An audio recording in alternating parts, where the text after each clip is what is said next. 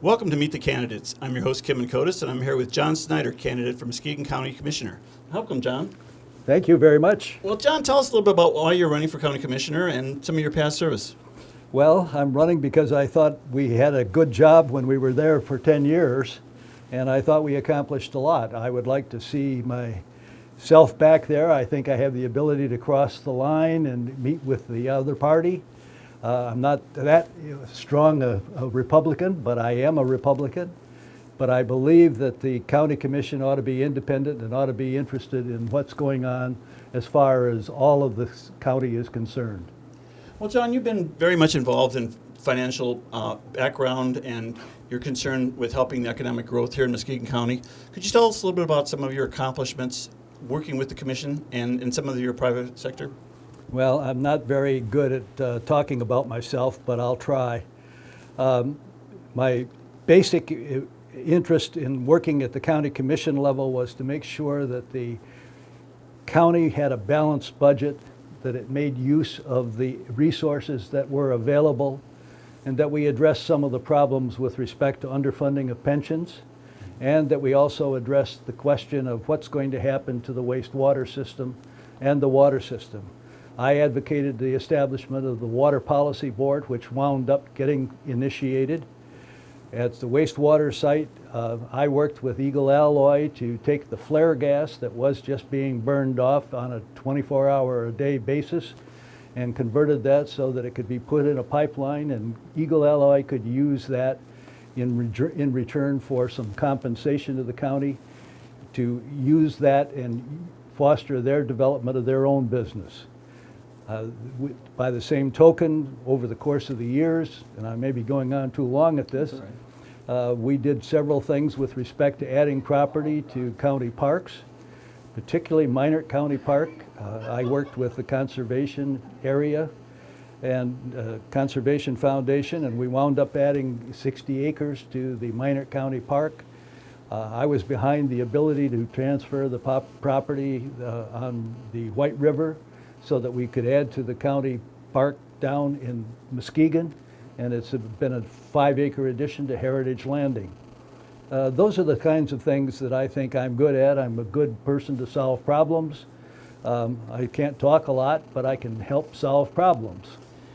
Well, with that in mind, we mentioned in the beginning that working across party lines, serving on the board for the previous 10 years minus the last 4 years, you were able to establish some good relationships with people and also with the business community in overall. Could you talk a little bit about how business has grown here in Muskegon County and how we're in a lot of ways leading in innovation? I think that the business community has developed over the course of the last 15 or 20 years. I was one of the founders of MEGA, Muskegon Economic Growth Alliance, where we attempted to put together the people that are providing jobs in Muskegon County so that we could develop an expansive job development. I actually, over the course of the years, started a company that wound up, I got out of it with another person, and that now has 150 jobs in this community. It's not important what it is, it's important that it's here, and it's important that it stayed, and it's important that it's developed. Well, let's talk about, again, we're talking about development. We have the port coming up in terms of the development of the port and this being a destination. Could you talk about some of the future prospects of Muskegon as a major port? Well, I think that's going to be problematical, but as a practical matter, we are the only deep water port on this coast, and as a result, if we can find some basis on which we can ship out of here, we might be in a position where we'd be able to really develop the port.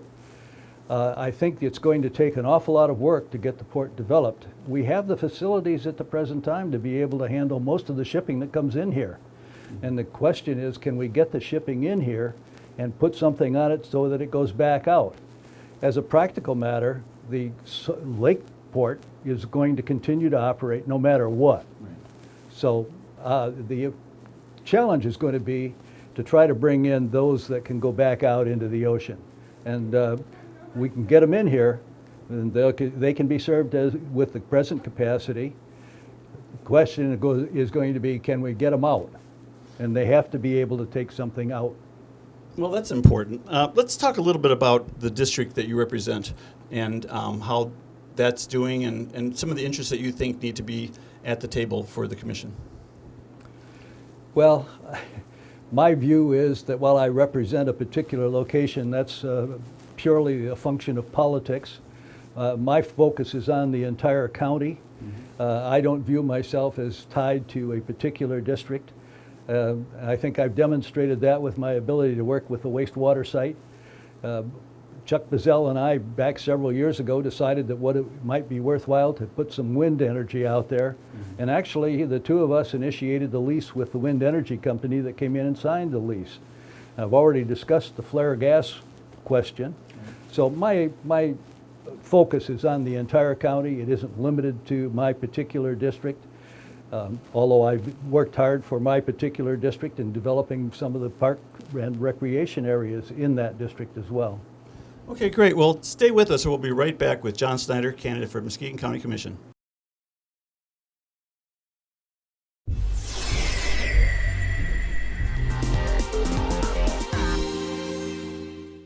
The Butterburger is made of just 3 cuts of fresh Midwest beef.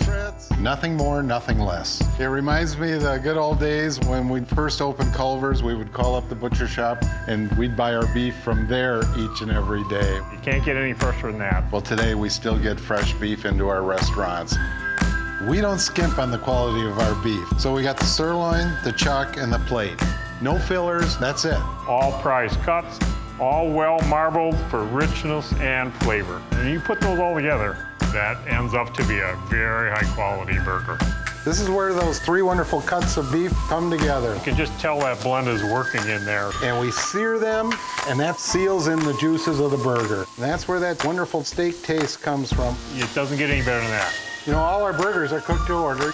But that's a little different than most of our competitors. The Culver's Butterburger.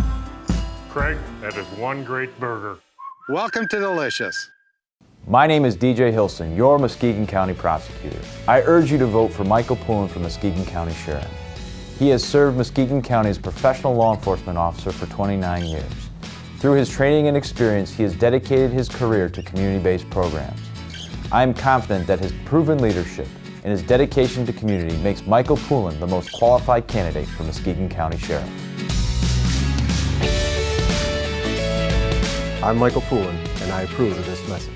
For years, people have put together photo collages for special occasions. They go through the photo album and old shoe boxes and pull out their favorite photos and put them on poster boards. The boards are a great way of sharing stories, but it can be a pretty tedious job. Well, we here at Clocks, we want to make that job easier for you. So just bring us all the photos and we'll scan them into the computer, and then we'll print out the collages on our large format printer. That way, all the photos will be in digital format so you can share them with your friends and relatives. Welcome back to Meet the Candidates. I'm your host, Kim Kotis, and I'm here with John Snider, candidate for Muskegon County Commissioner. Well, John, along with your involvement in the board and also in financial concerns, tell me a little bit about your organizational support and the people you've collaborated with here in Muskegon County. Well, I've had a long collaboration with the health industry here in Muskegon County. I sat on the Mercy board for a number of years. I chaired the board for in excess of 10 years. And during that period of time, we actually merged General Hospital into Mercy Hospital.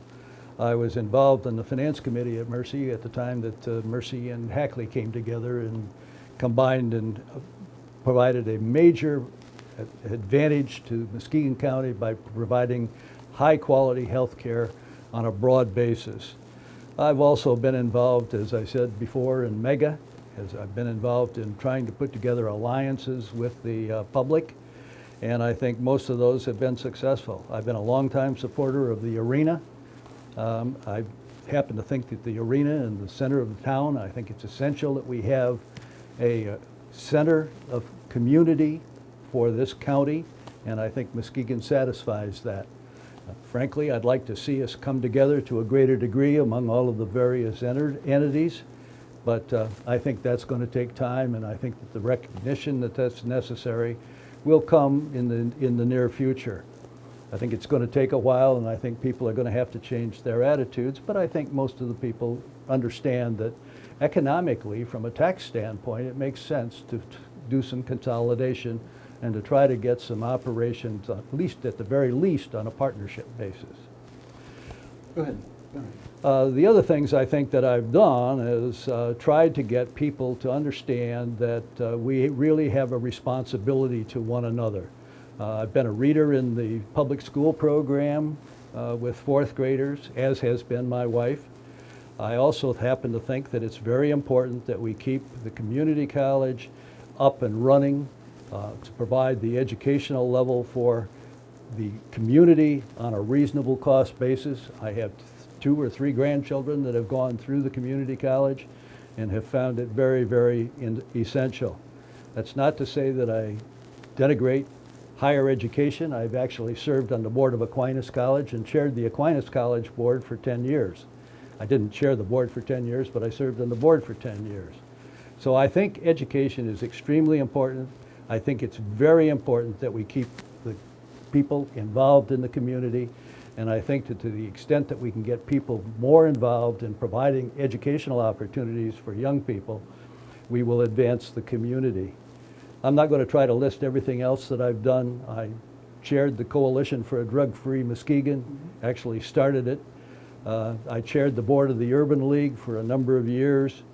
I'm just I've been a Red Cross volunteer for 60 years. I just had chaired that board. I initiated the Public Transportation Committee of the Red Cross Board. So I think I have a history of having devoted myself to the people of this community and to the community itself.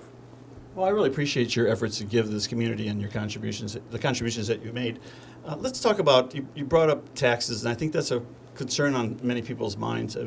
We have a new jail here, which is a really great facility, but people are concerned whether it be the sheriff's race or overall, do we have the means to pay for that? We lost BC Cobb, and so there's been a major loss of revenue stream for not only the county, but some of the cities involved. What do you think are some of the approaches that we need to take, and will we be able to make a difference with this or the next administration in terms of state revenue sharing? I'm not sure where state revenue sharing is going. It's been declining for the last 6 years. I know everyone is facing the same battle with respect to revenue sharing, the cities as well as the county. I suspect that that's not going to see a major increase. And the other thing that I see that's happening is, of course, we're going to wind up having a second page on our tax bills now for all the millages that wind up getting passed. It seems that those in the community want to see that there are certain services that are going to be provided. However, it takes money to pay for those, so we're going to have to accept the fact that there's going to have to be a tax either increase or some way to be able to fund that. The only other way to fund that from a financial standpoint is to reduce costs. So we have to look to cost reductions. And I've proposed several cost reductions over the course of the years when I was actually a member of the county board, one of which was to consider the possibility of taking some of the operations and consolidating them to see if there could be a reduction in cost. And not necessarily with reducing the employment, but with respect to the possibility of making them more efficient and reducing costs in that regard. Well, that's really important. I think that kind of collaboration in terms of cost reduction as well as services, making sure that we don't eliminate the services, but you know what we have, how many different, we have 14 different school boards, we have all these various municipalities and villages, and there's a cost to each of them. And I know that on a local level, sometimes people are going, what am I paying for? You know, and so that concern with the public of not knowing where their money's going, I think having your background in financial understanding really helps to direct us in the future. Well, as I've said before, I taught finance, and one of the reasons that I came here was that they promised me a job at the community college teaching finance, and I did teach finance in the evening college for the first 3 years we were here. My theory in terms of providing benefits and providing the costs of the function of government is to make sure that everybody shares that burden equally. So as a practical matter, it's a matter of finding the way to be sure that the services that are rendered are done in the most efficient manner and that the costs are maintained and controlled. And I think that the county has an obligation to make sure that they do that. I think the county is facing underfunding as far as its pensions are concerned. And I think that that needs to be addressed. It's going to have to be addressed. So as a practical matter, again, I think it's important that we come together and start looking for ways in which all of the people in the community can share the results of some consolidation and a reduction in costs. Well, that seems fair. It seems like we need to consider all, like as you mentioned, the impact of all the taxes and whether we're getting the best use of the money that's being provided. Can we talk a little bit about some of your endorsements or people who've worked with you and out in the campaign trail, some of the things that you've learned out there talking to people as you're running again? Well, the one thing I've heard is that from the county standpoint, when you talk to people and as you're out campaigning, they kind of look at you and say, what do you do? And the fact of the matter is that most people don't really understand the function of the county government. And I don't know that everybody really understands that the county provides services through the wastewater treatment, and so that there is a water policy board that I mentioned previously. I think people would like to see the county operated more efficiently, and I think that it can be done. I think that, as we've just discussed, there are ways in which we can consolidate some of the operations and move the county forward and make it a better place to live. Terrific. Stay with us and we'll be right back with John Snider, candidate for Muskegon County Commission.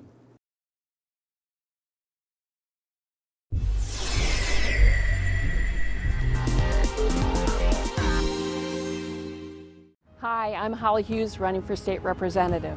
Jobs are my #1 priority. I worked in the state legislature on a number of bills to help with jobs here in Muskegon County. I've also worked locally on the Veterans Job Fair. We started that 3 years ago and it continues today. Education is also my top priority. I worked hard on the Promise Zone legislation to make a difference for kids who want to go to college who can't afford it. I know that you and I both want a Muskegon County where our kids and grandkids can grow up and live. And in order to do that, we need jobs and a strong education. I'm Holly Hughes. Your vote is important to me. I ask for your support for state representative. Thank you.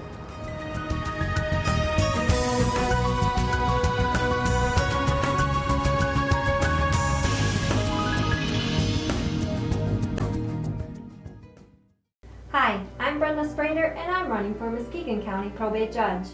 When deciding who to choose for your next Muskegon County Family Court Judge, it's important to pick the candidate that has the most experience in family law.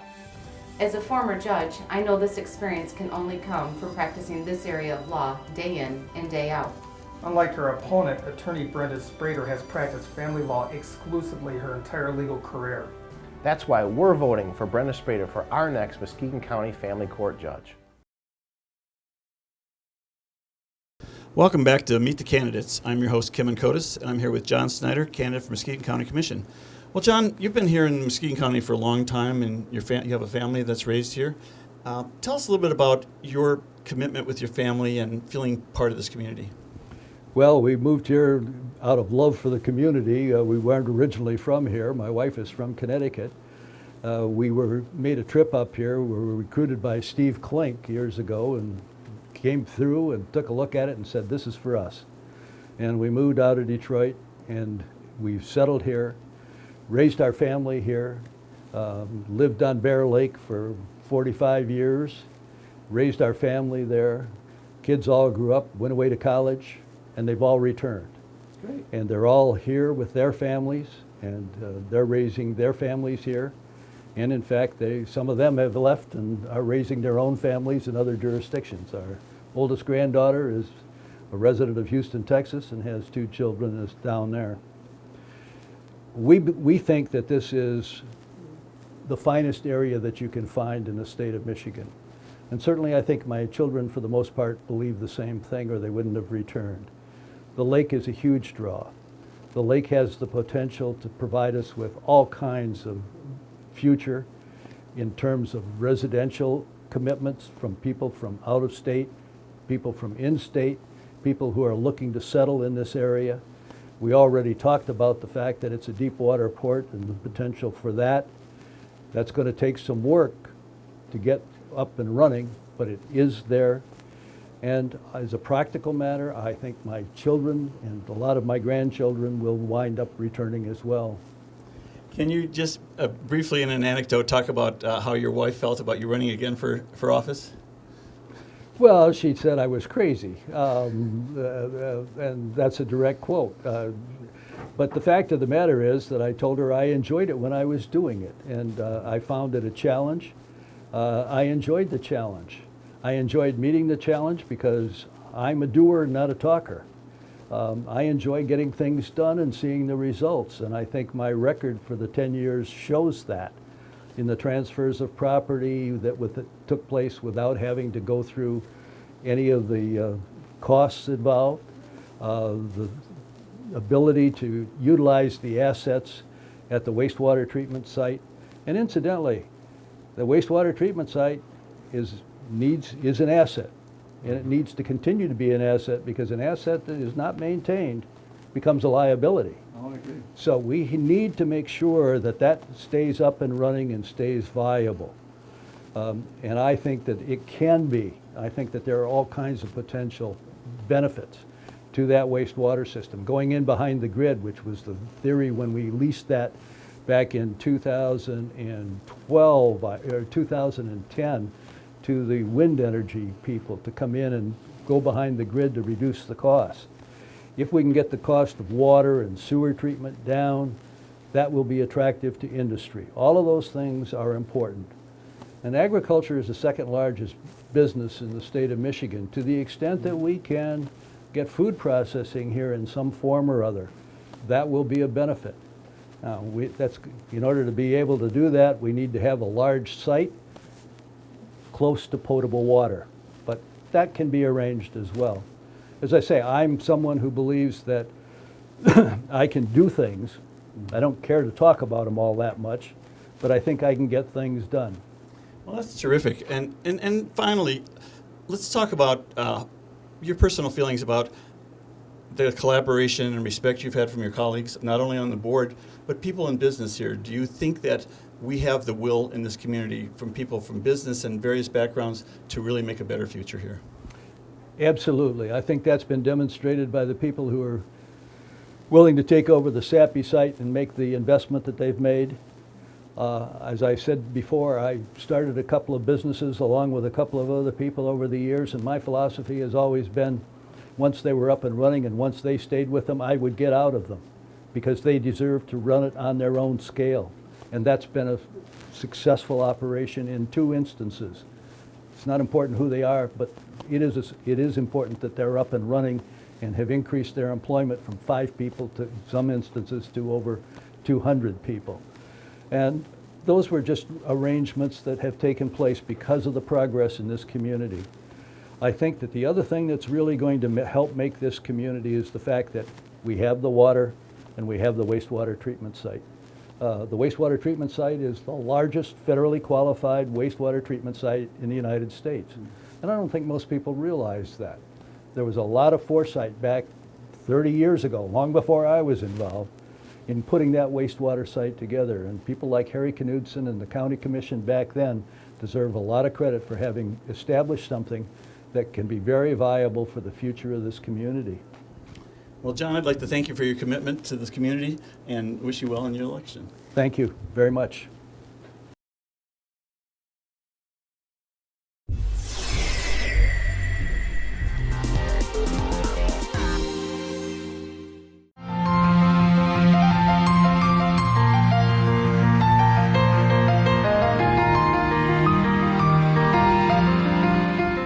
For the position of judge, we need a person who makes decisions based on reason and common sense. That's why I am voting for Jeffrey Nolan for District Court Judge.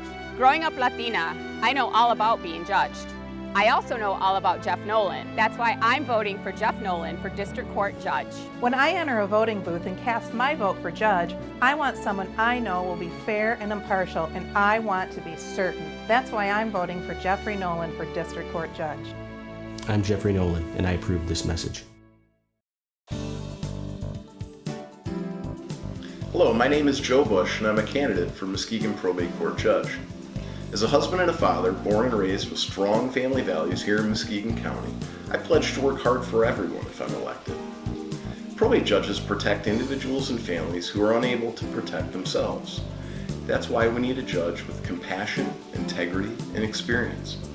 I have over 20 years of trial experience in family and probate courts, nearly 3 times that of my competitor. I've also been endorsed by the entire probate court and 2/3 of the sitting family court right now, and I'm the only candidate endorsed by the judges. And the reason the judges have endorsed me is because they know I have the compassion, integrity, and experience for this important position. All jobs are important. This job requires someone who's qualified. On November 8th, I ask you to turn your ballot over and vote for the most qualified candidate. Vote for Joe Bush. Thank you.